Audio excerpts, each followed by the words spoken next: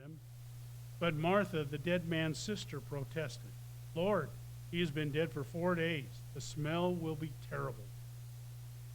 Jesus responded, "Didn't I tell you that you would see God's glory if you believe?" They rolled the stone aside. Then Jesus looked up to heaven and said, "Father, thank you for hearing me. You always hear me, but I said it loud for the sake of all these people standing here, so that they will believe you sent me." Then Jesus shouted, "Lazarus, come out." And the dead man came out, his hands and feet bound in grave clothes, his face wrapped in a headcloth. Jesus told them, "Unwrap him and let him go." There are a lot of things that we could look at from this miracle that Jesus does in raising Lazarus. But we want to focus in on Jesus' heart. And as you followed along, you may have noticed that when we got to verse 33, it said that my translation said Jesus was angry. And again in verse 38, yours may have said something slightly different, like deeply troubled or indignant. The translators had a hard time trying to figure out exactly what this emotion was that Jesus was showing. And at other places where that word is translated, it is used as anger. I believe Jesus was angry, and we'll talk about that in just a minute. So the two emotions that Jesus shows us in this narrative kind of are opposite one another. The first one is one we always associate with Jesus. When we think of Jesus' emotion in the Gospels, the one that rises to the top of everyone's list is compassion.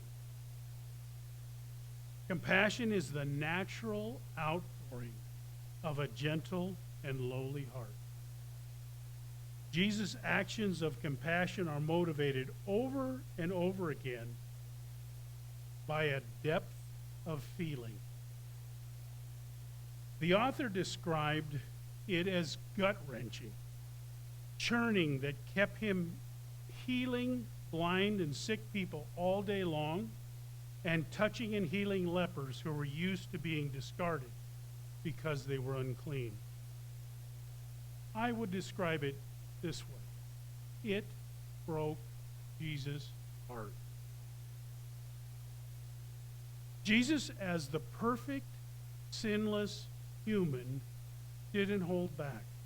Unlike us, Jesus never does anything halfway because his actions flow from the depth of his being. Because he is the epitome of humanity, he felt so deeply that it moved him to the actions we see in the gospel, many of which are compassion. Can you think of a time when your heart for someone was broken because of a bad situation?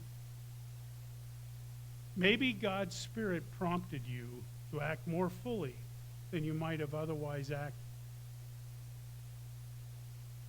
Several years ago, we had a move, and the move was to move a family from Mount Shasta to McLeod. There was a difficult move that had happened a couple of weeks before that. A single gal was moving just across town. 3 of us spent most of the day on the move, and what made it physically difficult were the stairs. They were particularly difficult because there was a bend in the middle of the stairs, and we ended up trying to bend furniture around the bend in the stairs. Because of this, we made a rule. Can't do stairs. So when the young mother called, and needed help with moving to McLeod, I asked about the stairs. She said both houses had stairs. The one she was moving out of had stairs, and the one she was moving into had stairs. So over the phone, I had to tell her our new rule, and she would need some additional help with the stairs. On a Saturday morning, we rolled up to help her move all her earthly possessions into the trailer and head to McLeod. Everything she had was on the sidewalk. There were two or three little kids running around, and a husband who had a heart condition or a recent heart surgery that wouldn't allow him to lift anything. Yet it was all waiting for us, all sitting on the sidewalk, ready to go. On the way to McLeod, I couldn't help but wonder how she had drug all those items down the stairs and stacked them on the sidewalk by herself. Here was a gal trying to hold her family together against challenging circumstances, literally by herself. Halfway to McLeod, I told the guys in the truck, we said no stairs, and they are optional for you, but I'm going to move the stuff up the stairs. I only voiced what everyone else was thinking. We moved the stuff up the stairs. It broke my heart. This is not about a pat on the back for the moving ministry. It rather serves as an indictment. Those instances of compassion that we recall in our lives only serve to show the difference between our hearts and the hearts of Christ. The very fact that we can single out acts of compassion shows us the vast difference between the daily acts of Jesus and our isolating.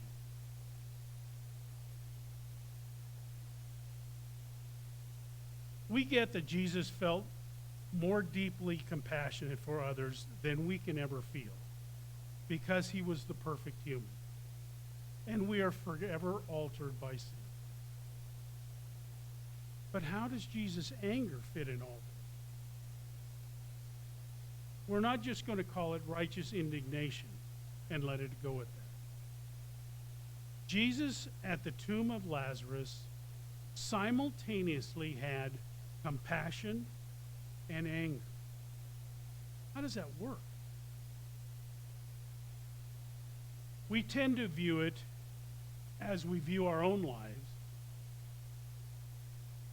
a difference between compassion and anger. Often the case with us is when we show compassion, we don't show anger. Or when we show anger, we have no compassion. With Jesus, it's different. Both rise and fall together. Indeed, it is his compassion which causes his anger. Here is the reasoning on how this works and helps us to understand the heart of Christ. There are two premises and a conclusion. The first premise is, since Jesus was the epitome of moral goodness and being morally perfect, and since moral goodness revolts with indignant anger against evil, therefore, Jesus revolted with indignant anger more deeply than anyone. He was more aware, more troubled about evil than anyone who has ever lived. Jesus would be a contradiction if he didn't get angry. It is his compassion which drives his anger. So in this narrative, in the raising of Lazarus, why is Jesus angry? Because he feels compassion for humanity. He looks at Lazarus knowing he's going to raise him, and he recognizes what's behind the whole process of sin and death. It is the devil.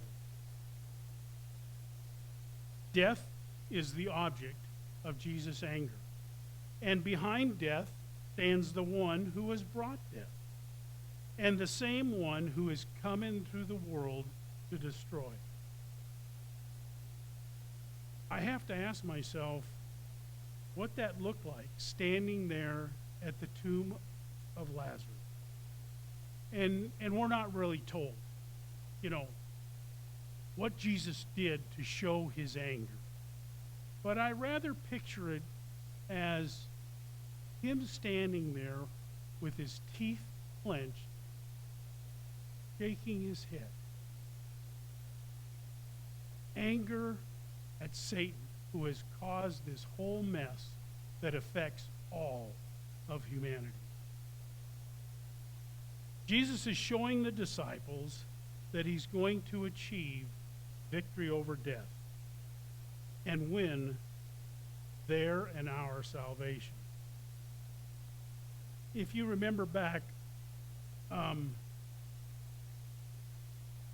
Jesus said in verse 15, "And for your sakes, I'm glad I wasn't there. For now you will really believe. Come, let's go see him." You may remember that when Brandon was going through Written So You May Believe, he constantly referred to John's purpose for his gospel. These things are written so that you may believe that Jesus is the Christ, the Son of God, and that believing you might have life in his name. The disciples believed at the tomb of Lazarus because Jesus demonstrated his victory over death. What about some of the other instances of Jesus' anger in the gospel? If you look at Matthew chapter 23, and we won't go there, this will be something you have to do on your own because it's a lengthy chapter. But Jesus has some of the harshest words for the Pharisees in Matthew chapter 23. I counted 6 different times Jesus called them hypocrites. One time he even calls them snakes and vipers. Pretty harsh words.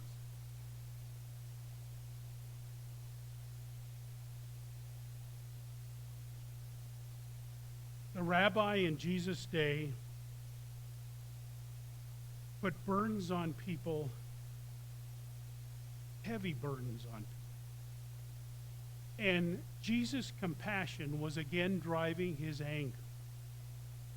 Jesus came to release people from their burden, not increase them. His compassion for people was what was driving his anger against the Pharisees. I did a little work about some of the rabbis in Jesus' day, and especially in relation to leprosy. Leprosy was incurable. Couldn't do anything about it. But they had lots of rules for people who had leprosy. The rabbi in Jesus' day were a real piece of work. They saw many diseases as a direct result of personal sin, meaning your sin caused your disease. They had a saying, no death without sin, no pain without transgression. And the sick is not healed until all his sins are forgiven. Like many of the areas of spiritual life, They enhanced the law of the Old Testament. You probably knew that a leper was supposed to announce himself to the rest of the people around him by saying, unclean, unclean. The motivation for that was so the other people could pray for him. They took it to a whole new level, though. The rabbi wrote that if a leper stuck his head in a doorway, the whole house became unclean. You were to keep a minimum distance of 6 feet away from the leper. And if the wind was blowing from his direction, more was needed. One rabbi would not buy an egg in a street where there was a leper. And another boasted that he threw stones at them to keep them at a distance. Others just hid from them. The overarching message of this series is that God's heart is all about embracing sinners and sufferers. The bigger the burden, the bigger the hug. And this is exactly the opposite of what the rabbi in Jesus' day was doing. Is it any wonder Jesus was angry with the religious leaders when they acted like that? They sought to build themselves up, and Jesus came to serve people and build the people up. How could Jesus stand by and not get angry at the money changers when they were using the temple for profit and bilking the people on the exchange rate? It was supposed to be a place of worship and fellowship with God, a house of prayer, and they turned it into a profit money-making ordeal. All along, there has been a distinction in sinners and sufferers in this whole series. Those who are penitent and those who are not. Those who come to Jesus and those who don't. In Luke 15, we find some who are world-class sinners in their day coming to Jesus. And this brings us to our final point. Jesus being a friend of sinners. That phrase comes from Matthew chapter 11, verse 19. But in Luke 15, we see sinners and tax gatherers hanging out with Jesus.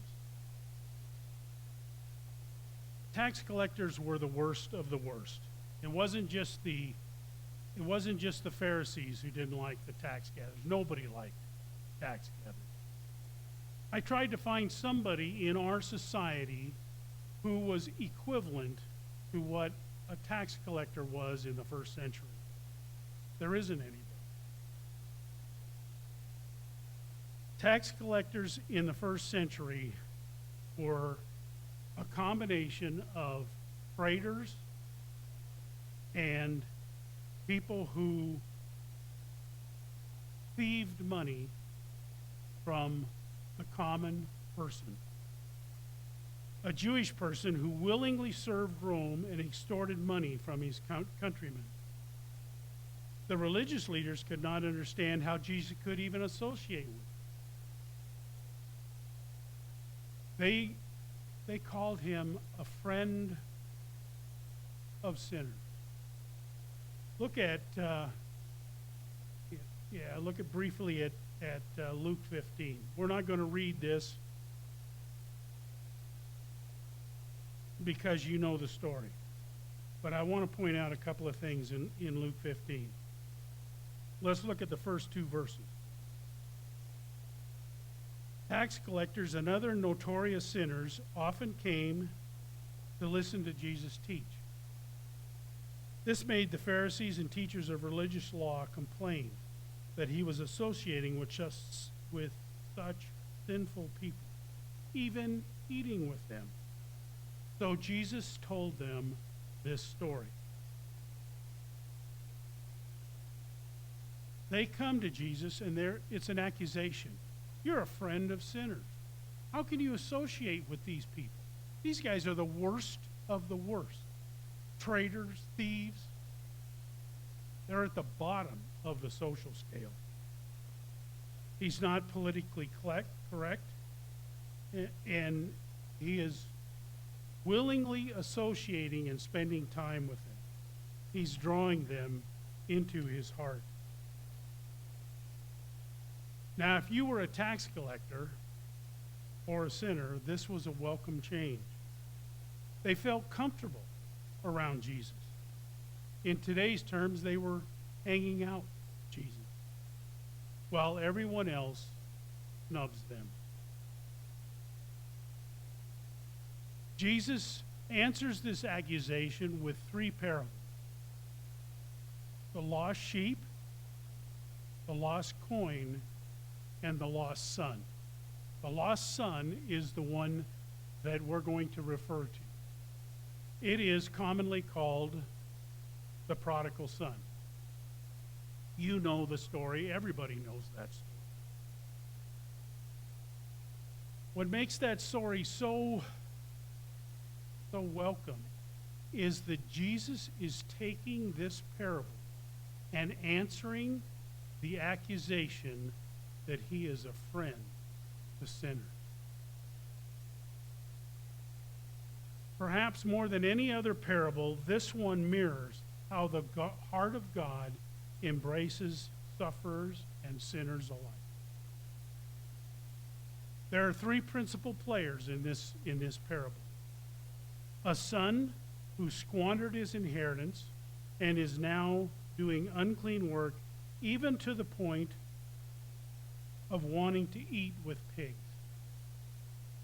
No one shows him compassion. He crawls home, hoping to get a job as a servant. The son's father is watching, waiting for the son to return, and runs to meet him, embracing and kissing him before the son has a chance to express his request for forgiveness. Love was so great, he restored honor, authority, and freedom to his son and prepared a banquet just for him. And then there's the third son, the second son, the third principal player. The eldest son expressed the all too familiar expression. He made his bed, let him lie in it.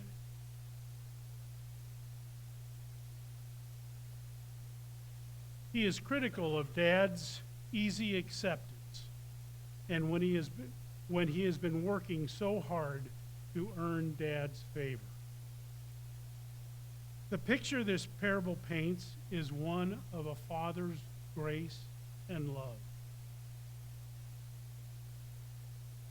To answer the Pharisees' accusation of being a friend with sinners, Jesus tells this parable about a father who runs to meet his sinful son returning home.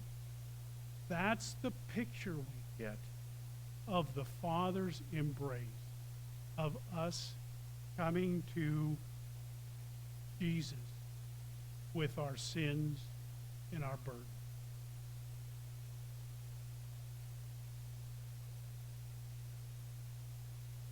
Our Heavenly Father says, "Come to me, all who are weary and heavy laden, and I will give you rest. Take my yoke upon you and learn from me, for I am gentle and lowly in heart, and you will find rest for your soul." Today we celebrate Father's Day. It occurs to me, not every dad is celebrating today. You may have a wayward son or daughter, one with whom the relationship is strained, conversation non-existent, and it's breaking your heart.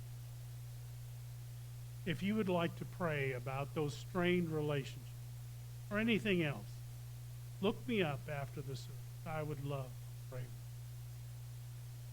We are going to pray,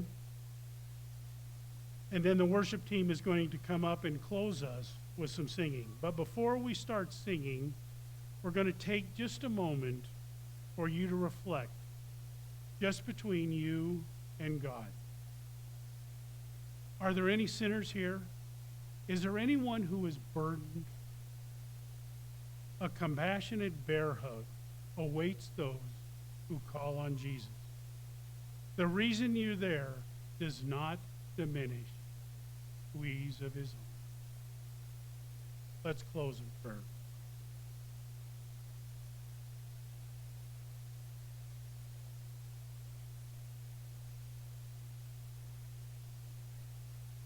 God, I thank you for your heart. Father, one which is sometimes hard to understand. Oftentimes much different than the ones we know around us. Oftentimes much different than our own heart. Father, we thank you for your compassion and your anger, because we recognize that your anger is motivated, is driven by your compassion. Father, your great love for us exceeds our wildest imagination. Lord, I pray that we would draw closer to you by knowing your heart better, by recognizing that you love us regardless of what we bring to the table. Father, thank you for being that great, compassionate God. And we pray this all because of Jesus.